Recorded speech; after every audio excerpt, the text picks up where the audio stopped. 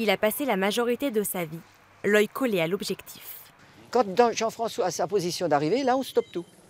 Passionné de spéléologie, Alain Batizet commence sa carrière dans les années 80 en participant à des reportages. Ici, avec Nicolas Hulot, pour l'émission Ushuaïa. C'est un peu une course contre la montre, il faut respecter les horaires, mais c'est beaucoup moins difficile à filmer qu'une véritable expédition souterraine.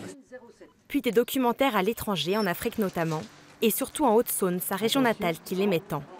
Au fil des années, il s'entoure d'une équipe de bénévoles passionnés. Julien Chevillard en fait partie. Pendant plus de 20 ans, il a travaillé avec Alain Batizet, tantôt acteur, tantôt assistant. Quand il avait un sujet, il allait à fond dedans. Le temps que le sujet n'était pas approfondi, eh bien, il disait non, on ira encore plus loin. Et puis ce que j'aimais bien chez lui, c'est qu'il y avait c'était intergénérationnel. Il y avait des jeunes, des plus âgés, et à chaque fois on arrivait à faire un fil conducteur en permanence. À la fin de sa carrière, c'est au monde paysan d'autrefois qu'il s'intéresse. Son dernier film, tourné il y a à peine quelques mois, retrace un procès d'animaux.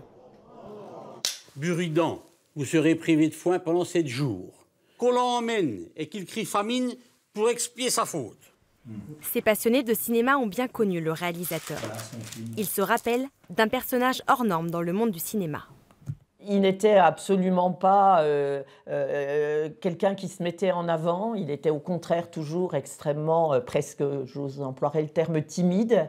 Et son ambition personnelle n'était pas ce qui le motivait.